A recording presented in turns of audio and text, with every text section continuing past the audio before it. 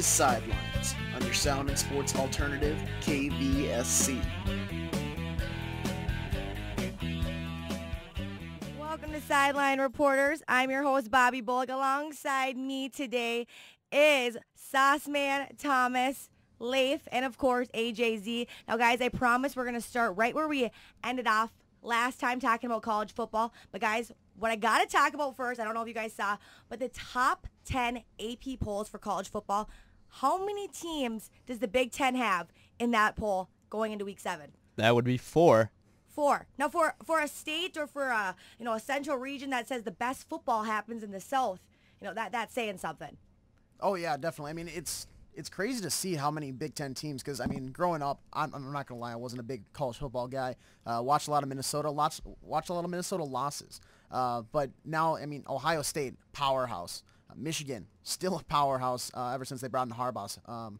Who is it? Iowa, they kind of took a tumble, but you still have a lot of those big guys up there, and it's unreal to see how many Big Ten teams are ranked nationally. And Leif, you've got to be pretty excited. I was super happy that you were going to be joining us today. We got the big Wisconsin Badgers taking on Ohio State, probably the biggest game this weekend, Saturday night. Don't be biased. What do we see in that game? That obviously is going to be bumping and jumping at Camp Randall Stadium. That thing is going to be packed to the max. Obviously a big night, especially with the number 2 team coming to town. I mean, there's previous times where they were number 1. We kind of played a little bit upset role last time. So I don't know if that'll be brewing again. I mean, this is their hardest part of their schedule because faced at Michigan State, they dominated them, which was a little bit unexpected for me, but I'll take it. That was really exciting to watch. Michigan, a tough loss. I mean, not much offensively for both sides, but they hung in there. I mean, T.J. Watt's made a name for himself. Might know his older brother, J.J. Watt. Never heard of him. Never but, heard of that guy. Yeah, he's making a name for himself on defense, which he did last week at Michigan, which was really good to see. And then obviously Ohio State, which you got to respect them. Urban Meyer, what he's done with that program, obviously it's going to be a classic Big Ten football matchup fight. I definitely think the media is getting big into this. I know College Game Day is going to be there, so we're all going to see this. But, looking at the teams specifically, they both got great defenses, right? I think it's about the offenses. Who's gonna attack? I know Wisconsin has a great rushing attack. Ohio State, they have a great running game. What is it going to come down to here? Well, I think it's pretty much execution and who does everything right. I mean, also how well they do offensively if they start off an attack. Like you said, Ohio State can get off to a fast start. I mean, Wisconsin, they're usually the bread and butter of running and pounding game. But, I mean, it depends who executes their game plan well. I think it's going to come all down to defense. I mean, you see this in any level of football. Defense is going to be able to win championships, win a game, win, that kind of the battle that you see in the trenches each and every week. Ohio State, after they lost a lot of guys last year, probably biggest name Joey Bosa, but they've replenished that. They've replaced a lot of those guys, and it's just a stout, stand-up, brick wall defense. They're amazing back there. The secondary is unreal for Ohio State, too. I think they're going to do a great job. I think Ohio State's probably going to come out on top in that matchup for sure. Who else we got? I know we got AJ with Ohio State. We got Leif. I don't know where you're going with that one. I mean, obviously it's a tough decision, especially from Wisconsin. So I'm obviously going to vote with Wisconsin. I was going to say, come on, you got to go with your Badgers. All right, Thomas, where are we going with this game? Well, I mean, I'm an Iowa Hawkeye fan. Can they both lose? I don't know. Unfortunately, no. I'll go with Ohio State. Ohio State, why? Just because I think their defense, like you said, the defense is going to be what wins the game, and I think Ohio State's defense is just a little bit better than Wisconsin's. All right, Sauceman. Yeah, I think Wisconsin's a good team, but I don't know if they have 2 major wins in them in one season. They already got their LSU win. That was a huge win for Wisconsin. I don't know if they have the personnel to beat Urban Meyer and Ohio State. The Buckeyes are just, I think, too solid for them. Ohio State, I got Ohio State for sure. All right, I have to agree with Sauceman, with the coach. Great coach Ohio State has, one of the best, I think, college coaches next to Nick Saban, of course, and Michigan head coach. But another game we've got to look at is the Alabama-Tennessee game. Now, I thought Caleb was going to be in here to talk about Houston, but we'll talk about this one instead. Okay, Alabama's coming off a great road win. Tennessee, they're coming off a loss to Texas A&M, so their momentum's not going in the right direction. What do we see in this game, guys? I see a lot of points on Alabama's side of the scoreboard. I mean, they're the number 1 ranked team in the country for a reason. Nick Saban is he's gonna lead them all over Tennessee. I mean, it's not even gonna be a competition. It's just unreal. I mean, you got a stellar running game, a stellar passing game, and then always you have it in front of that or behind that offensive line. Every year, it seems like Alabama has it could be a Pro Bowl offensive line in the NFL. They're unbelievable back there, and that allows them to prosper every single year on offense. And then their defense is phenomenal too. They're probably the best built team in college football right now, and they're going to run all over Tennessee this weekend. Yeah, as maybe underrated as he is, I think Jalen Hurts is a huge asset to their team. Alabama, they always get, their defense is so good. Their front line is so good. Well, they finally got a quarterback that's dual threat. I don't think they've had a dual threat quarterback in probably 8-9 years. They've had a guy who can stand in the pocket who's 6'6", and they can just do their job. So I think the biggest thing is Jalen Hurts just tears it up. And he's a freshman, so that's huge too. But I think Alabama definitely has their work cut out for them in Tennessee. But I think Tennessee's big highlight of this year will not be a win over Alabama, but it will be a win, or it will be their biggest asset this season was definitely playing at Bristol. I don't think they can beat Alabama. I just don't think they can. No, and you got to talk about Alabama coming off a huge game against Arkansas. Going into that game, they were 16th in the country. I mean, obviously Nick Saban knows what he's doing, but I got to ask this since everyone's always high on the Alabama bandwagon and Nick Saban. What team in that AP poll can beat this Alabama team? I mean, I don't know if you could look at it. I know you could have another rematch of last year, maybe Clemson, but I mean they've had everyone from last year. They didn't lose as many guys though, but so I guess that could be one toss up in this situation. What Watson and that combination and that defense can do, maybe they can match up. I mean, it'd probably be interesting to see Florida State maybe with what they've been doing off to a fast start maybe. So, I mean, that's kind of two teams. I mean, like I said, talk about Ohio State maybe with Urban Meyer. I mean, I was expecting some conversation here. Yeah, Thomas. I mean, personally, I think the only team that can beat Alabama is Alabama. I mean, like Shasman said, when you have a freshman quarterback, it's great when you have as much talent as Hurts has, but freshman quarterbacks, they are pretty green. They are pretty new to college football. I could see Hurts maybe putting out a dud game in a championship game. Just Alabama, maybe the defense breaks down like they did against Ole Miss last year.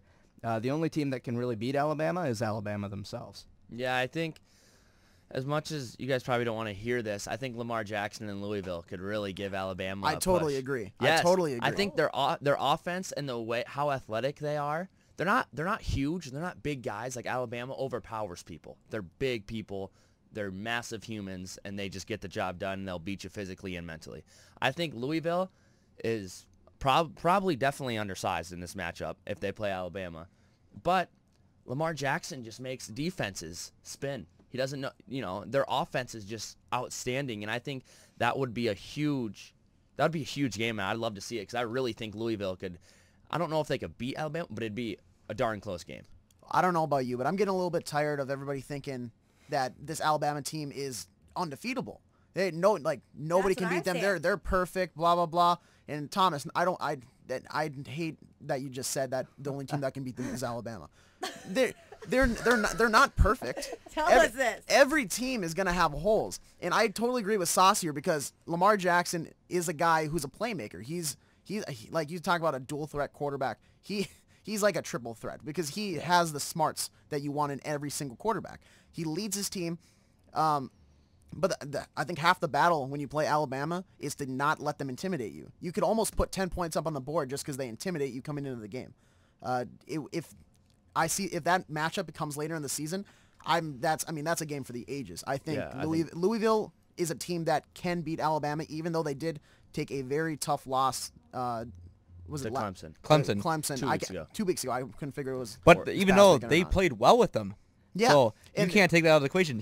Jackson had a great game. Yeah. And he still performed to his exceptional level that he played the first 4 games. So you can't say that, Alabama can shut him down, especially when you compare to Clemson. He still performed really well. And against the Florida State defense, that was, number 1, number 2. So obviously, I think he could, like I said, AJ, a triple threat that he knows how to pass. He can run like crazy. So he can maybe put a hole in that Alabama defense and cause something. And like I said, Sauce Man, that would be a heck of a game to watch. Offensive explosion between them. I think I want one of the Big Ten teams to beat them. I gotta say, I'm rooting for this Big Ten conference, and I think it'd be awesome to see the Gophers up there someday. But they haven't really someday. Don't jump ahead of yourself, Bobbie. I think they're 0-3 with the new head coach. So let's hope.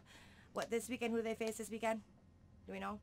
I'm not sure, honestly. Not sure. Well, with an 0-3 team, you kind of start forgetting about them. But let's hope they come around. But I got to move to the Vikings. Obviously, we're going to talk about them. Coming into this weekend, ESPN's #1 ranking, 5-0. Thank God. Leading. Finally. That's what I had to bring it up. I mean, we go 4-0 and we're still underneath the guys like the Seahawks. Hey, small market team, man. It's unbelievable. If we were the Patriots, if the Vikings were the Patriots and we're like 3-2, they'd probably be like number 2. I am so surprised that the Patriots weren't #1. Yeah, they were 2. They were 2 though. Yeah, they were. But I mean, rightfully so. I mean, they got Tom Brady back, but hey, throw us a bone. We have like a lot of coaches around the league are saying that this is like a top 10 defense of all time. That's saying something.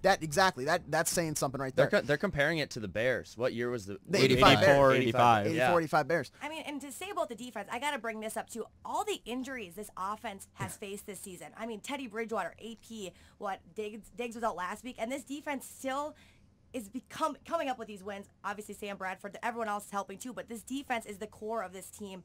It's definitely saying something. I mean, what is so good about this defense? Well, I think the meshing that because they communicate so well. You got guys like Anthony Barr, Eric Kendricks, who played together at UCLA. We're roommates. Exactly. Yeah. And then in the back end, you have cool. I still want to argue that we have probably the best safeties in the league. In Harrison Smith is phenomenal, and then Sendejo. He is flaky, but he gets the job done, which I really like. He doesn't have to be a superstar because Harrison Smith is so good. Exactly. Yeah. Harrison Smith basically does just a free both their jobs. Yeah. And then our corners, I want to say we have one really good guy in Rhodes. In Rhodes. Thank you, Xavier Rhodes. Now that he's back finally, I'm so glad he's not injured. And then you have Captain Marlin. Xavier Rhodes, the one who was making Odell Beckham Jr. cry. Just him. Yeah, Rhodes closed. And then, but you have him, you have Captain Marlin, and you have Trey Waynes there. Those two guys are a little bit above average. I think I'm forgetting one. Terrence Newman. Thank you. And he's a veteran who has taken a couple very costly penalties, especially against the Packers in Week 2. He had a couple passing interference really early in the game. Almost wasn't able to let the Vikings dig out of that hole, but it didn't come back to bite him. And that's probably the biggest thing about this defense is they can take those penalties, but they're not super costly. They will get the job done drive after drive, and they'll put a stop to whatever offense they're going up against, and it's amazing. So now I got to ask guys, okay, they're coming in this week, #1 in ESPN rankings. Okay, they got a bye week. Now, with all this momentum going this way, is this really a good time for a bye? I mean, generally teams, you want a later bye week because it's nice to pick up maybe 6-7 wins in the early portions of the season, then get a nice bye week in weeks 10 through 12 to get that last little break before you have the stretch run to the postseason. But I mean, the way that the Vikings are playing right now, they're 4-0, right? 5-0. 5-0? Yeah, 5-0. Best record in the NFL? Yeah, only undefeated team in the NFL. When you have a bye week, understand Bradford. Keep going. Yep. When you have a bye week here, it's not bad, but it doesn't really help you much right now because their momentum is sky high, and it'll take a little hit, but they won't just completely flip in negative momentum, I guess. I obviously hate bye weeks early. Obviously, for my Green Bay Packers, Week 4, when I saw that, I was just like, that is terrible. Because obviously, I hate it because, you know what, it's too early in the season. After the Vikings kicked their butt? No, that was before. Okay, just making sure. I mean, that doesn't make any difference. But, I mean, anyways, for any team, though, if you have that early, that kind of sucks because, it's kind of later in the season. You want that because, end of the season, you kind of get some key injuries that might kind of hold you back. And obviously, that kind of helps because if you get an extra week to prepare for the playoffs or something like that, that helps rest your players, get them all healed up and back, and then more focused heading into the playoffs. So that's kind of why I kind of hate it when my team get it earlier rather than later in the season. What about with all the injuries? I'm sorry. Leif, you couldn't be more wrong. Have you seen the way Green Bay has been playing? Aaron Rodgers he's not playing like Aaron Rodgers. Your offensive line is garbage. Not last week. Last week, but that was against the Lions, who have a terrible pass that was the rush. Giants. The Giants, who have high-paying money and Jason Pierre-Paul. Yeah, but he's got 8 fingers. So what is he going to do? Everyone was saying that he was going to get 4 sacks against them, and they were going to torch Green Bay.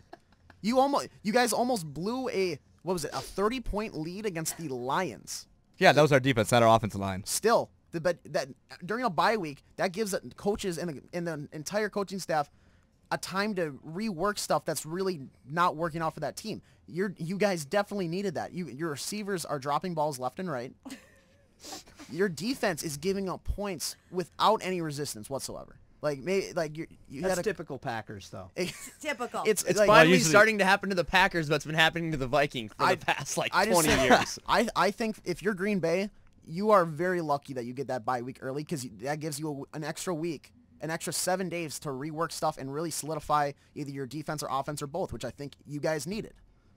For this year, yes, but I mean, typically I'm not a big fan of it early on, but I mean, like But I said, yeah, I know this year you have to agree with me that it is good that you guys got it.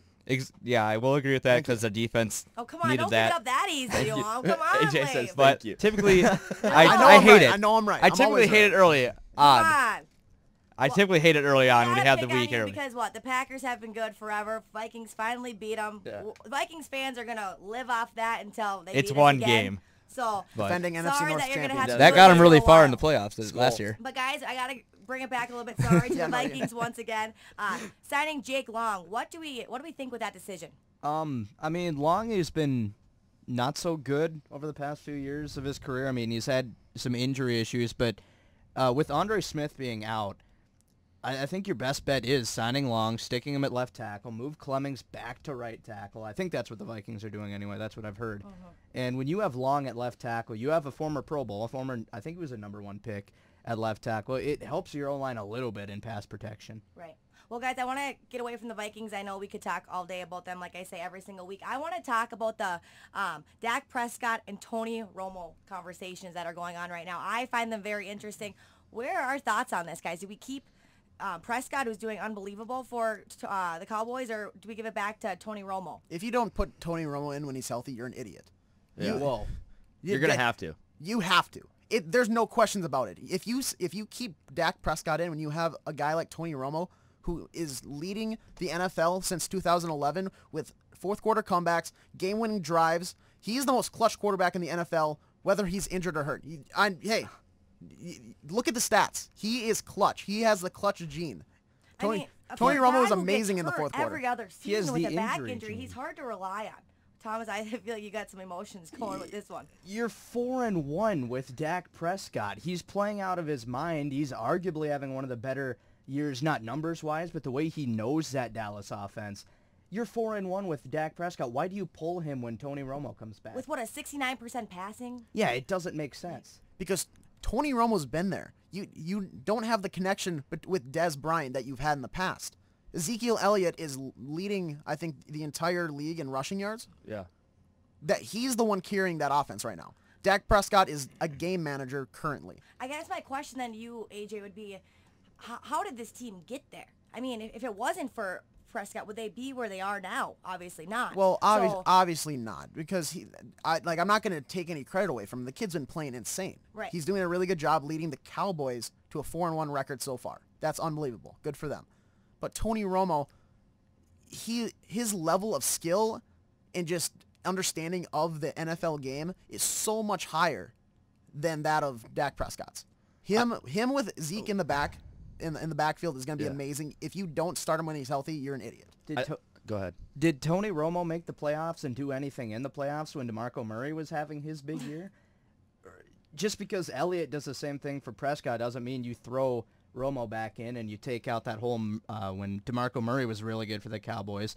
Plus, how many playoff games has Tony Romo won in the last 5 years, 10 years? I can say the same about Dak Prescott. Well, still, Dak Prescott, he hasn't been in the This is playoffs. first He hasn't year. gotten a chance If yet. you bring Prescott in, you put him. I mean, obviously, the Cowboys love Dak Prescott. Like Jerry Jones, he's had Right. nothing but glowing reviews about him. You keep Dak Prescott in as your starting quarterback until he falters. Then you have Tony Romo in your back pocket, and you say, okay, Prescott, you're kind of struggling now. Now we have Romo. Don't take him out when he's sky high, because then his confidence takes the hit. I kind of look at it as like, if it ain't broke, don't fix it. So obviously, That's where I'm coming from. Let's he's hear it. obviously outstanding. You know, he had a great reviews in his preseason. You know, great pose at what he's been doing. Looks relaxed, knows what he's doing. You know, obviously outstanding 4-1 record. obviously, I'd keep him in kind of like last year against Brock Osweiler when he came in for Peyton Manning because he didn't know about that situation. He went in until he started the fumble, and then he's like, all right, Peyton, do what you usually do and go in. I think that they could take that approach to it. Obviously, like I said, 4-1, that's pretty impressive. He's done really well along with Ezekiel Elliott. So obviously, I think you put Dak Prescott in, and if you see something bad happening or dynamic decline, then you say, Tony Romo, hey, we're putting you in right away. And they're facing, what, Green Bay this weekend? Yeah, I'm definitely with you on this, AJ. Thank you. I think they have to bring Romo back in Why? the game. I don't see why they don't. He's a veteran. He knows exactly what's going on. Dak Prescott, who knows how he's going to do when it comes down to big games towards the end? Who knows how, those are huge games. They're not just a Mississippi State versus Texas A&M game. Those are huge games in the NFL. On huge stages. I'm not taking anything away from Dak Prescott. He's an unbelievable player. He's a stud. He's an athlete. They're great. But when you have a rookie running back and a rookie quarterback and something's not going right, because things are just not going to go right all season. It's not going to be all sunshine and rainbows. Until it doesn't go right, or do we flat out It might be say- too late then.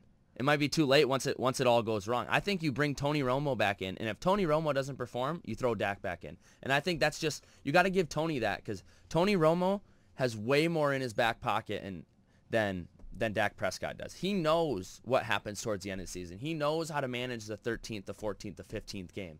Right. He knows how to do that. Dak Prescott, he just doesn't have the experience, and that's not saying he couldn't perform there. He just he has no experience towards the playoffs in the NFL. Well, he hasn't had that chance yet. Yes, I would say, but and I think it's better. I think it's better for Dak to sit behind Tony. Yeah, well, I can see where both you coming from. I want to talk about one more quarterbacks. I know we want to talk about hockey too. The Wild had their opener last night, but before we get to that, I want to talk about the guy that I'm wearing, my favorite player, the quarterback, Tom Brady. I don't know, do any of us watch his debut back? Against the Browns? That was... Come on, guys. Roger Goodell did him a huge solid on that one. He played a JV football team. Yeah. That's what it looked like. Yeah. That's what it looked like. You can't even give him a whole lot of credit on. I can't even It's Cleveland. Yes, exactly. It's like Roger Goodell goes, you know what? You're 39 years old. I'm just going to give you a 4-game rest here. And then all of a sudden, I'm just going to bring you back in against the Browns. They're not playing any of the top 10 defenses, any of the top 20, 25 defenses in the league. They're playing the Browns. The Browns are not that good. There's a reason. I mean, Cleveland is not. Who do they have?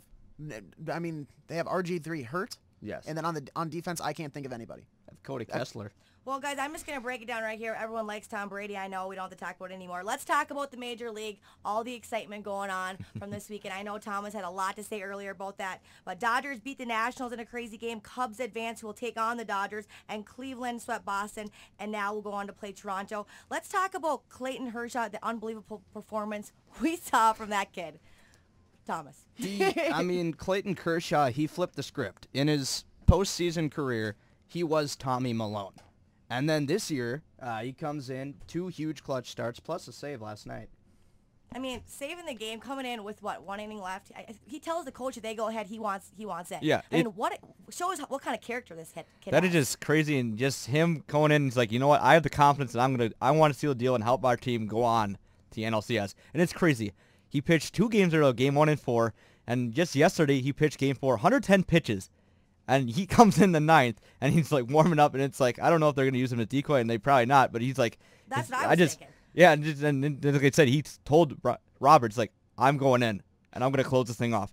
And also, and that's just impressive. After 110 pitches in game 4, you come back in the 9th, and you get the save. That is just unbelievable. I mean, to actually do what you say you're going to do, I mean, you see a lot of athletes kind of talk big about what they're going to do, but to actually come through and do it like he did, I thought was awesome. What about the Cubs, AJ? I want to talk to you about the Cubs because you've never been a bandwagon fan. You've been the heart and soul of that team since we've started this show.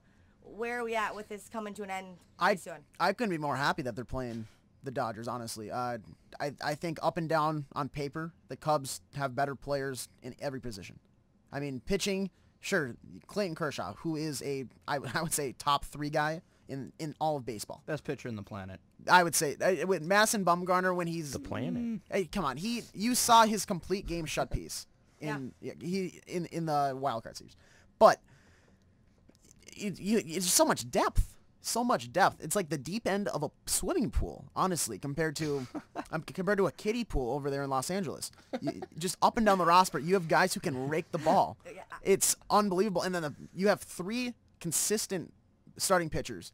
Kyle Hendricks, who led the NL and ERA all season. You have Jake Arrieta, last year's Cy Young Award winner, and then John Lesser, who is this year another Cy Young nominee. He's in the talks, but I think Hendricks is probably a little bit above him there. The first 2 guys, if you have them going at Wrigley with that kind of fan base behind them, they're unstoppable. You will not be able to hit off them. And then I think the biggest differential between the Cubs and any other team still left in the postseason, their pitchers can hit the ball. Jake Arrieta had a huge 3-run home run against Madison Bumgarner in San Francisco. Kyle Hendricks in Game 2 at Wrigley, I think he had a solo shot, but the Cubs are the first team to have multiple pitchers hit home runs in the postseason since like 1926. They hit more home runs than the Giants did in that series. The Cubs pitchers alone.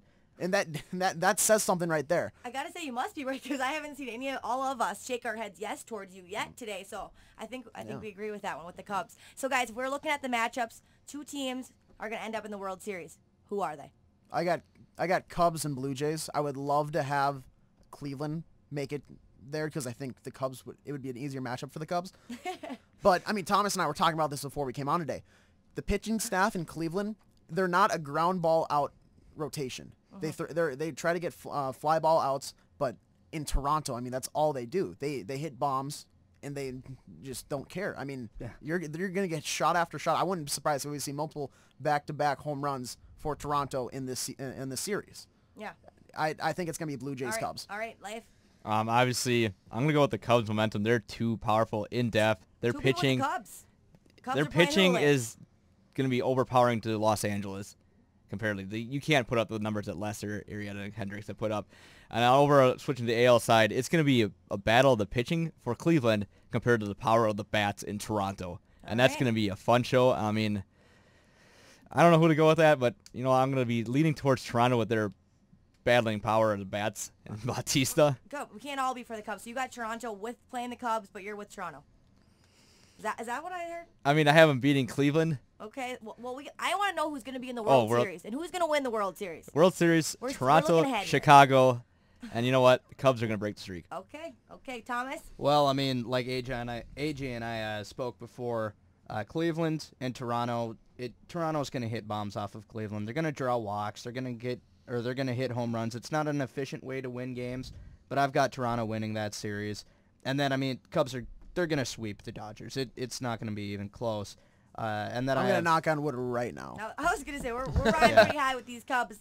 Okay, World Series. Yeah, I've got Cubs breaking the streak. 3 Cubs, okay. Man. The Cubs are solid. Where are we going? Yeah, the Cubs got this next one.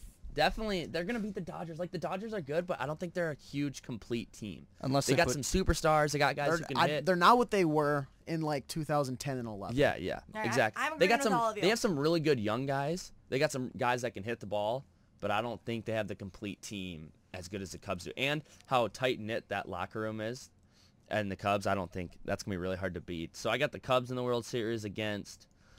Probably just because all you guys said Blue Jays, I'm going to go with... Someone's got to be different. Yeah, I'll just go with Cleveland. Okay. I'm going with what Sauce I'm just going to go with Cleveland there. They got a couple good guys. I think they can pull something off maybe. And we're going to go Cleveland, Cubs, take it. I know we all said Cubs, but this is a really interesting stat, so don't let it sway you anyway, but it could. Cubs haven't won a World Series in 108 years. Guess how many stitches are on a baseball? 108. 108. So, coincidence? Cub fans and Maybe? their superstitions, I tell you what. And hey, I know. Only way they lose is if Steve Bartman starts game one Don't for the even Dodgers. do not say that name around me. All right, guys, we got a lot of good baseball I know to watch. We got the Wisconsin versus Ohio State game Saturday. The Vikings are off, of course, but we got Patriots playing the Green Bay Packers. No, it is the Dallas Cowboys and the Green Bay Packers. I have Tom Brady on my mind too much. We got the Dallas Cowboys. Prescott playing Green Bay Packers. He's going for breaking Tom Brady's record for 162 consecutive passes, I believe. I read that this morning. But anyways, we are out of sports talk. I know we Sweet. can stay here forever, but I want to thank you guys for joining me for another Friday afternoon of Sidelines. We will be back next week around 12:30 to talk all about what we saw this weekend. We'll see you back next week.